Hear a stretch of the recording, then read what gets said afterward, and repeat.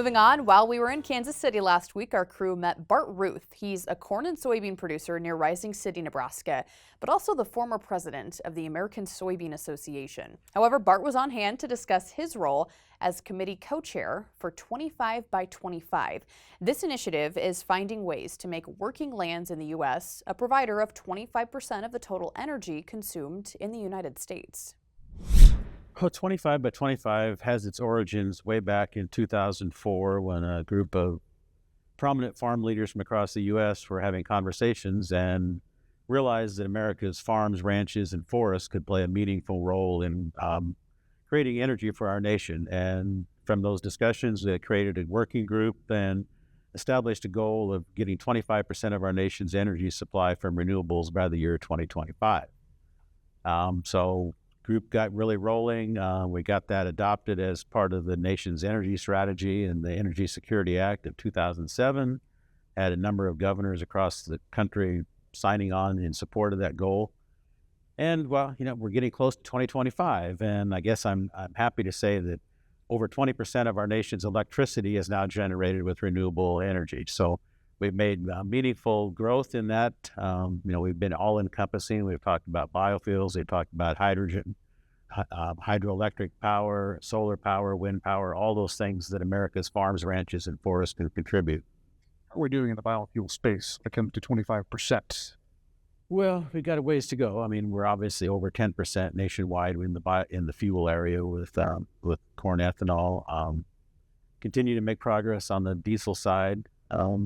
I think there's probably going to be a renewed emphasis on that as we seem to be having a political shift away from EVs that were started several years ago, and we've seen public demand starting to drop off. And I think with this incoming administration, I think we'll see a push toward more fossil fuel vehicles and how we blend in renewables into that mix. So I think we've got a long way to go, a lot more opportunity.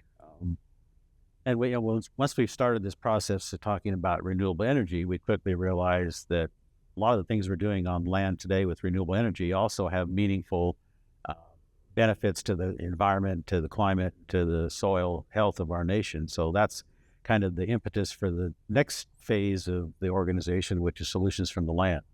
Tell me about that next phase and what that's going to look like.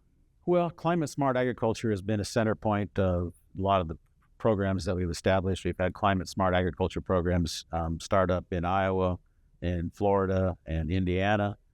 We've had an active role in conversations globally through the UN process. We have a delegation in Azerbaijan this week and next at the COP conversations, trying to become more part of the conversation about how we implement climate mitigation across the planet. A lot of the early efforts through the UN have been on small shareholders in the developing world. And our position has always been that if you really want to make meaningful contributions, you need to be embracing these practices on large landscapes. And that's where North American producers come in. I'm having a lot of conversations with European producers and as well as New Zealand and Australia to try to get to be more part of the conversation instead of a global bureaucracy attempting to solve these issues. We need to have people that actually have their boots on the ground, that are implementing practices that have meaningful benefits. As I think about the conversations happening now, as you reference the delegation traveling, I think maybe frustrating is the word I would use to describe some farmer sentiment toward the climate goals that get set at those big meetings, but you all are having a seat at the table. How important is that? Well, a consistent voice around that and to be able to represent the agriculture industry. Well, I think that's key. I think early on we recognized that agriculture was really on the sidelines, and I know there's still a lot of skepticism within the agriculture community about whether climate change is real, but I think we all recognize that something is different. We have shorter windows to plant. When I was younger, it seemed like you had 6 weeks to plant. Now you get 6 days, and so whether man is actually causing the issue or not, I think we're making some meaningful changes that are good for the planet. And I think it's important that farmers are at the table.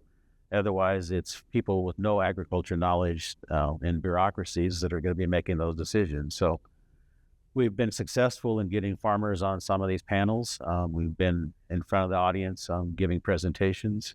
And so it's an providing education to the policymakers is critical. So I think we need to embrace that role and continue doing that. There's some practices you've been able to implement on your farm in eastern Nebraska that are going towards some of these overall goals. Well, we're utilizing no-till on most of our fields. We do a lot of cover crop following corn silage.